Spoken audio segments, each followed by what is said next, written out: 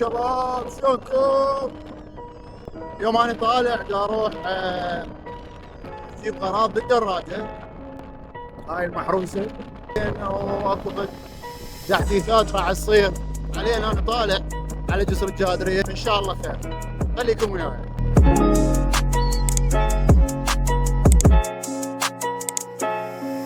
وصلت الباب الشرجي، طبعا بالدفرات لقيت مكان للدراجه، وبالدفرات وصلت للجراج لين ازدحام والنوب حاره. الحمد لله والشكر لقيت جراج وخليتها على الشحن.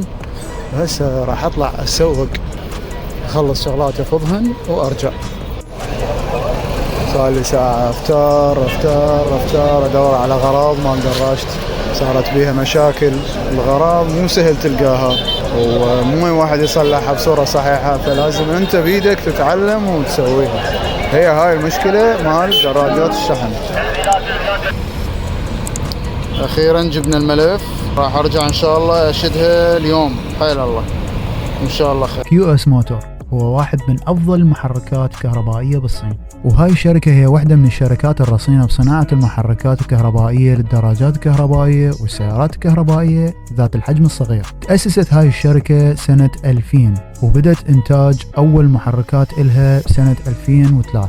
واكيد كل المحركات من هاي الشركه يكون برشلس ذات جوده عاليه وسرعات فائقه وقوة عزم وعمر طويل وانخفاض معدل الأعطال وتطبيق معايير جودة عالمية مثل ISO 9001 CE CCC وبقدرات مختلفة تبدي من 500 واط إلى 25 كيلو واط، تختلف حسب الإصدارات طبعا. ووصلت مرحلة ببعض الدول الآسيوية مثل ماليزيا يسوون بطولات سباق الدراجات الكهربائية واستعراضات الأفضل تزويدات الدراجات الكهربائية. زين، هسه نرجع للمحرك اللي أخذته أنا من نفس النوع. طبعا مواصفاته QS موتور هوب 3000 واط 45 امبير 72 فولت، وهاي النوعيه اللي اخذتها انا طبعا يكون ربطها مباشره بالتاير الخلفي. بس اكو نوعيه ثانيه يسموه محرك وسطي يكون بمنتصف الدراجه. وبالنسبه للموتور اخذته طبعا كلش كافي انه يحول دراجتي الى وحش، بس لازم نخلي بالحسبان شنو الطاقة اللي راح يستلمها. أكيد لازم تكون البطاريات ليثيوم وعلى حسب مواصفات المحرك، والعقل نفس الفكرة. يعني لازم من تريد تبدل محرك أول شي تتأكد إذا كان العقل يتوالم ويا المحرك، وإذا ما يتوالم فلازم تبدل العقل. والبطاريات لازم تكون مطابقة لقدرة المحرك أو أكثر حتى يشتغل المحرك بكل أريحية وينطيك العزم الحقيقي.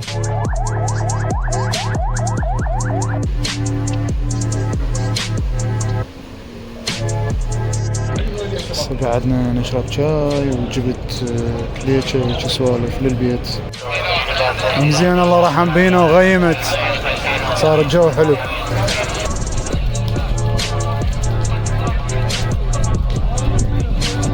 طبعا ورا هاي الفرة اللي سويتها اليوم ورحت للصدرية ودورت وسألت هواي ناس. نصيحة للي يريد ياخذ دراجة شحن قبل لا ياخذ الدراجة، قبل لا يفكر يشتري الدراجة، لازم يا اما عنده معلومة قوية يعني بالدراجات ذني، يا اما ينور نفسه ويدخل على اليوتيوب ويسأل على الفيسبوك على الدراجات وعطلاتها وتصليحها ومشاكلها وحلولها، يلا ياخذ دراجة، لانه ما راح يعرف ايش ياخذ، راح يشوف موديلات، الاف الموديلات موجودة، وبالاخير راح يوقع على نوعية تعبانة ويتورط بيها.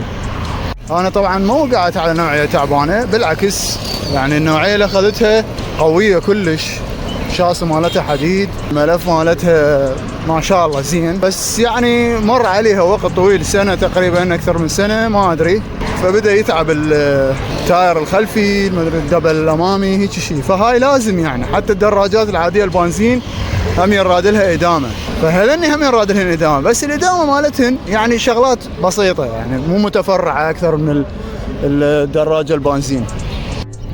هسه خلصنا مسواق، قلت بين ما تشحن الدراجة ولانها شاحنة نص للترباع يجوز مفولة ما ادري. على العموم هسه انا راجع والجو شوية كسر احسن، يعني احسن من قبل ساعة ساعتين.